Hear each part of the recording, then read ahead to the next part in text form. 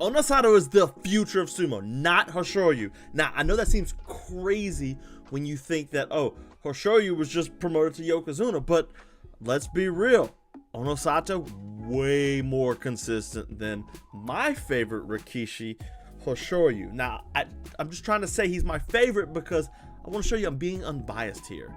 Yes, we're on the tail end of the Haru Basho 2025. Onosato just walked away with the yusho. Hoshoryu had a terrible showing. He went 5-5, had an arm injury, and pulled out after 10 days. Or 9 days, because they gave him that loss on the 10th day. Regardless, he pulled out, so it was an absolute free-for-all. This is like going back to Terunofuji. Like, we don't have a yokozuna that can stay healthy? What? Granted, Hoshoryu, he can take the time off. He's the yokozuna. He's young. Let's see, how old is he? He was born in 99. He might not be that young. No, he's 25, so he's got some time left. I still think Hoshoryu's, deserving of the yokozuna title, but Onosato really is the future. Part of what I think makes Onosato so good, because he's not flashy. You're not going to see these exciting things from him like you do from Ura or Midori Fuji. But what he does is he has the basics down, and he makes sure to do them well, and that's important. He's never out of position. He's really strong, he's giant, so I won't say for his size, but he's never really out of place. He does everything right. He's not flashy. He's not trying to be too crazy in there. I think that's part of what gives him his success. So let's go ahead over here to the web and take a peek at what Onosato was able to do. Now, let's see. Onosato got the yusho. He's 24, so he's not that much younger than than Hoshoryu. Let me go down to the bottom here. There we go, career record. Look at this. In a year's time, this is what I wanted to show you guys. In a year's time, yusho. We only have 6 tournaments in a year. He's won half of them. 12-3, 13-2, 12-3 plus a playoff. 10 wins in his last basho at Ozeki number 2. So Ozeki number 1. This basho, 9 wins was a disappointing 2 basho for him. He always has that slump, and he might have that slump again. But man, he's so good. He's so consistent. I think he's yokozuna threat going into this next basho. Like, if he comes away with a yusho, there's no way you can deny Onosato as the next yokozuna. And then we're going to have this long rivalry. Like, everybody wanted him and Takara Fuji to have the rivalry. It's not him and Takara Fuji. It's him and Hoshoryu. And we're going to see that going forward. One thing he does well is when he feels like he's not disappointed, disrespected, like, he goes out there and wrestles with a point. That's something that you would see great Hakuho do, right? Like, his last basho, he went undefeated, 15-0, won the yusho in his final basho. We can see that out of Hoshoryu, and Onosato could really run the table to be a yokozuna if he can overcome a 10, 11, 12 win Hoshoryu and final day take the win.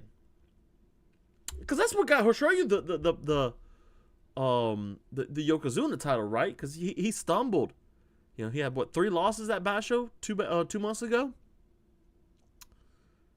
but he rallied back and forced a playoff, and then that playoff was just spectacular in how he decided, hey, I'm going out here, I'm coming to win.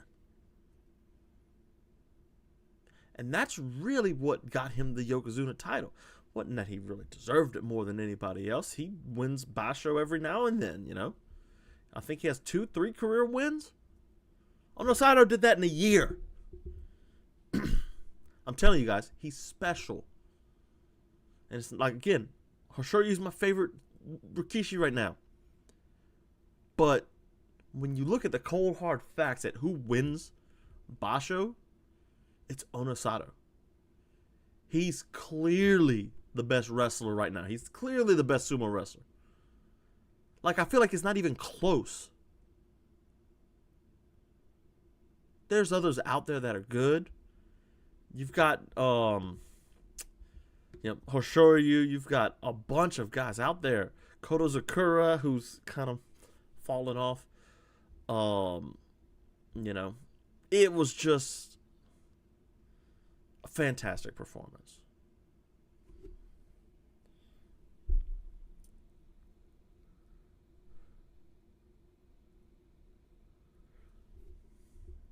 Unfortunately for Takayasu, though, he came in second again. 12-3. Couldn't get it done on the last day. He's won championship in Mashikita. Just seems to elude him time and time again. Time and time again it eludes him, and he can't quite get over the hump. I mean, he's Maegashira 4. He might jump up to Komusubi here because, a B dropped down 6-9. Kirishima was 8-7. Wakataka Kage might jump up Komusubi, possibly. Oho's coming down, so you might make some room that way at Sekiwaki. But I look for Takayasu to be probably Maegashira 1. Actually, looking at the records here, let me pull you guys over here real quick because y'all can look too, right? Got the old Wikipedia's up. So Daisho, 9-6, he'll stay where he's at. Koto Zakura managed to stave off demotion.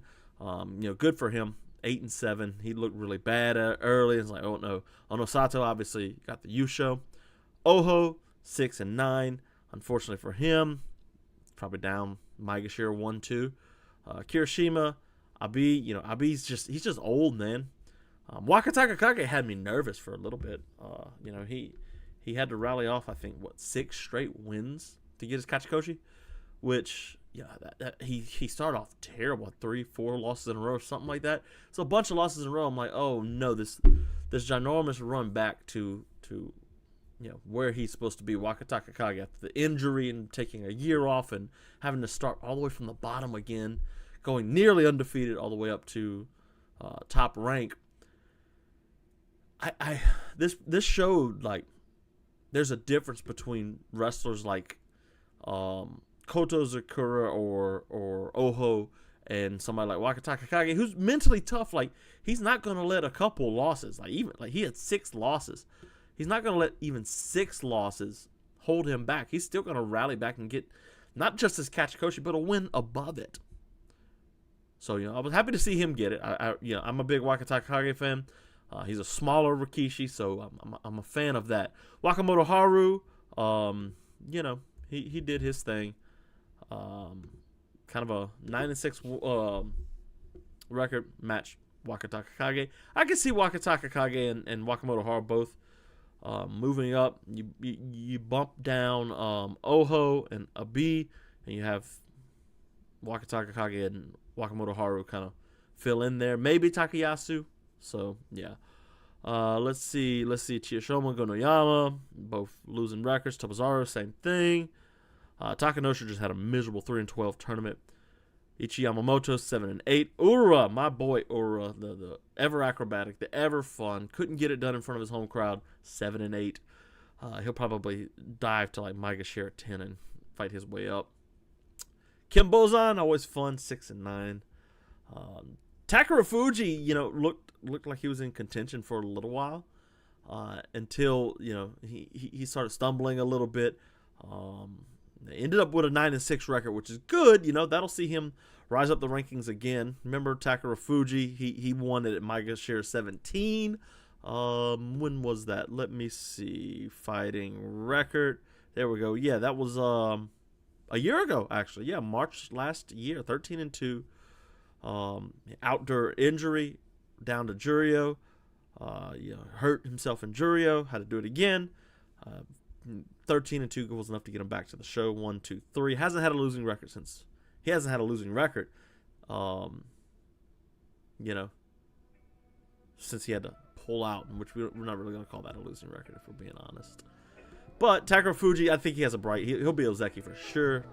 Yokozuna, don't know. We'll see. He's very, very, very good. Haku Oho had a very hard tournament. Everybody's big on him. I'm still not sold on him yet, but we'll see. He has very, very much promise. Minoru Fuji, the shoulder crunch takedown was money for him. He gets 9-6 record. We'll see him skyrocket up the rankings again. Let's see. Is there anything else here? Aonishiki, okay, you know. Hoshoryu, I was very impressed by. He's a smaller guy. 6-9 record, so he might fall out of Magashira. But you know, I like him. He's a small guy. Him and Minoru Fuji's bout, I don't remember what day it was incredibly fun. So that's something you should go and check out. Minoru Fuji and Hoshoryu. Anyways, guys, look, this playlist, subscribe to it. This is where all the new episodes come out. And if you don't want to miss it, they will be right in here. Follow this playlist, subscribe, whatever you call it. It's here. It is important. You got to get in on it.